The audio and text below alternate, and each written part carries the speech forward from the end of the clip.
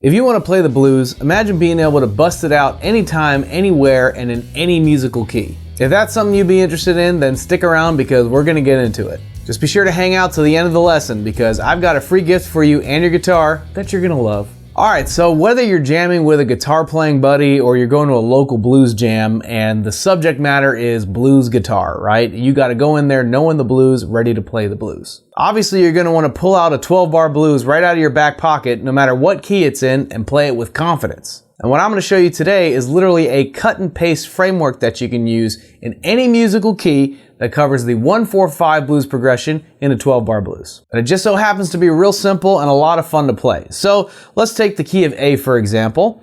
What we're doing is we're going to be outlining a 1-4-5 blues chord progression, which is 3 chords, and we're going to take basically the same finger pattern as far as the little riff we're going to be doing. It's going to cover all 3 chords. All we're going to do is take that same pattern and just adjust it to different spaces on the fretboard. So the first one we're going to do over the 1 chord, right? So if we're in the key of A, the 1 chord is A, right? So we're starting on the 5th fret here on the low E string. That's our root note, that's A. And this is the riff we're playing. It's going to be like this. That's it. Just repeat it a whole bunch of times. What we're essentially doing is outlining an A7 chord with these single notes. We start with A, the root note here, and we're going to be hitting each of these notes twice. We're going to go pop, pop like that because it's going to be there's going to be some swing to it, right? So we're going to go 5th fret on low E twice, right? Then we're going to reach over with our 3rd finger and we're going to play the 7th fret of the D string twice, which is an octave of that root note. So this is another A note. And then we're going to play the 5th fret on the D string twice. That right there is what's called a flat 7 note. So in relation to this A that we're outlining, we have our root note, and then that right there kind of signifies that we're playing a dominant, like a 7th chord, right? Because we have that flat 7th in there. So we're doing that, and then we're going to do the 7th fret on the A string, which is our 5th as far as the scale degree, right? And we hit that twice. Literally just like that. We're doing root, flat 7, 5th. You know, all the bare necessities for essentially like an A7 chord, right? And we're just outlining it rather than playing an entire chord, right? We're going, and it just repeats. So in a 12-bar blues, for example, you'd be playing the 1 chord usually for 4 bars. So like this, 1, 2, 3, 4, 2, 2, 3, 4, 3, 2, 3, 4, 4, 2, 3, 4. And then now that we've gone through those 4 bars, we're going to be moving on to the 4 chord, which in the key of A, the 4 chord is D, but we're going to do the same thing where we're outlining a 7th chord, but now we're adapting it to a D. And literally all we're doing is taking the same pattern that we just did, and we're bringing it down a string. So we're starting on the 5th fret of the A string, and then 7th fret on the G string, then 5th fret, and then 7th fret on D. So same deal, just brought down a string. Right, and that's generally played for 2 bars. So we're at bar 5 once we reach this, so it's like 5, 2, 3, 4, 6, 2, 3, 4. We're already halfway through the 12 bars. We've reached 6 bars. We come on back to the 1 chord, right? 7, 2, 3, 4, 8, 2, 3, 4. So 2 more bars we do back to the 1 chord. And then we have a 3rd chord, right? We have 1, 4, 5, which is E, by the way. So in our 1, 4, 5 chord progression in the key of A, we have A as our 1 chord, D as our 4 chord, E as our 5 chord. And we're outlining the 5 chord the same exact way as we did with the other 2. We're doing this. That's it, right? So 7th fret on A, 9th fret on G, 7th fret on G, 9th fret on D. And then we're going to walk it down to the 4 chord, right, over here on the same strings. And now comes our turnaround. For the last 2 bars is going to be a turnaround thing, which goes like this. And the cool thing about a turnaround is it signals for the whole thing to start over. Right? That's the beauty of 12-bar blues frameworks, you know, just in blues in general, is it's so repeatable. You can just keep it going as long as you want to, right?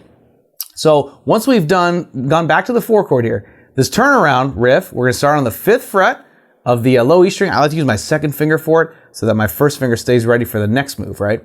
So we do 5th fret on low E twice, then 4th fret on A twice, 5th fret twice, 6th fret twice, and then 7th fret once, and then we're gonna go 5, 6, 7, and then we're gonna hang on that 7th fret just a little bit, and then it starts all over again. So we have, you can hear that tension, it wants to resolve, it wants to come right back home to the 1 chord. So I'm gonna play through the whole thing for you, this whole framework. I'm gonna count out the bars so you can follow along with me on how long each part is, basically each chord is being played for. 2, 3, 4, 1, 2, 3, 4, 2, 2, 3, 4, 3, 2, 3, 4, 4, 2, 3, 4, 5, 2, 3, 4, 6, 2, 3, 4, 7, 2, 3, 4, 8, 2, 3, 4, 9, 2, 3, 4, 10, 2, 3, 4, 11, 2, 3, 4, 12, 2, 3, 4. Woo, that was hard. Trying to make sure I was counting correctly and playing it correctly at the same time. That was a unique challenge right there. But that's the whole framework right there. You do that, and then you just repeat it. So now if you're ever in a situation where you're with a buddy or at a blues jam, and you're like, let's do a 12 bar in A, you're like, I got this. Hey, by the way, if you're getting some value out of this lesson, be sure to hit that like button and consider subscribing to our YouTube channel. It really helps us out and lets us know that you would like to see more of these lessons, and we'd of course would love to bring you more. So thanks in advance, and let's get right back to it. But remember, I promised that you'd be able to do this in any musical key, right? So let's explore that. All you would have to do, this is the cool part, is take this exact framework, these same finger patterns that we just did over the key of A, and just shift it, conveyor belt it, if you will, to a different spot on the fretboard. You don't even have to change the strings or anything like that. In fact, you can use the low E as kind of your initial focal point to finding the root note of whatever key you're moving to. So let's say we want to try this in the key of G, which happens to be the 3rd fret of the low E string here. We're going to take the same exact pattern, right? See? We're going to do the same thing. Right, over the 4 chord, 5 chords the same. Right? Turnaround's the same. So the whole thing applies. We didn't change a thing as far as what our fingers were doing, just the position of the fretboard. Let's change it to another key. Let's say the key of C, right? Which is right here, 8th fret on the low E string. Check it out. Right? Same thing. You know, I don't need to play the whole 12 bar blues. You get the idea.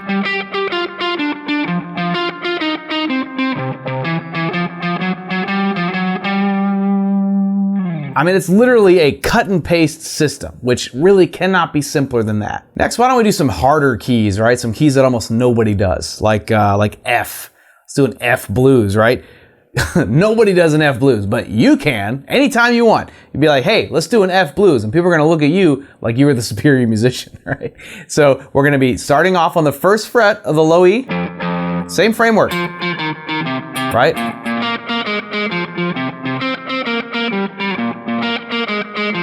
Now, if you wanted to do that turnaround, right, you're dealing with an open string here. So you'd go.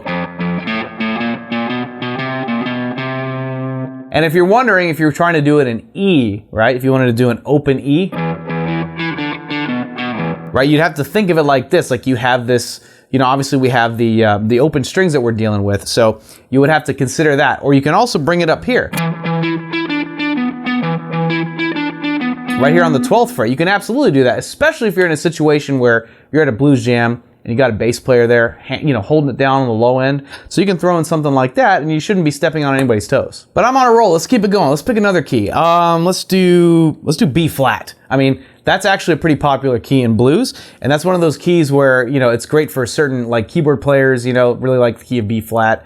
A lot of really competent blues guitar players I see love that key, and you know. For us common folk, it's a little scary sometimes because it's not A or E, right? But like I said, you're going to be able to do it, no problem. B flat happens to be right here on the 6th fret of the low E string, which is right. So the 7th fret happens to be B, so we're just flattening it. That's B flat.